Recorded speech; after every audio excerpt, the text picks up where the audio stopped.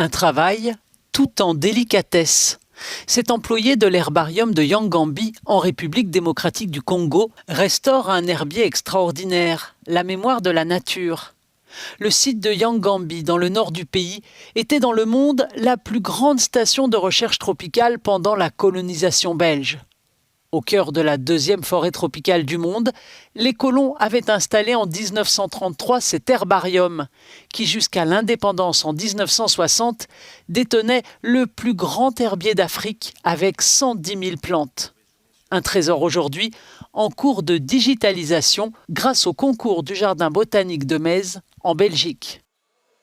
Quand nos collègues belges ont quitté le Congo, ils ont dit qu'ils ont récolté 40% de la végétation du Congo. Donc il reste 60% qui sont dans la nature. Et quand vous me parlez des changements climatiques, il y a seulement ces espèces-là qui me font peur. On ne les connaît pas encore, elles peuvent disparaître sans qu'on sache de leur existence. Et en outre, la démographie aidant, et encore provoque ce qu'on appelle aussi l'érosion de la biodiversité. Donc pour moi, il n'y a pas seulement les changements climatiques, il y a aussi les dangers, particulièrement pour le Congo, de l'explosion démographique.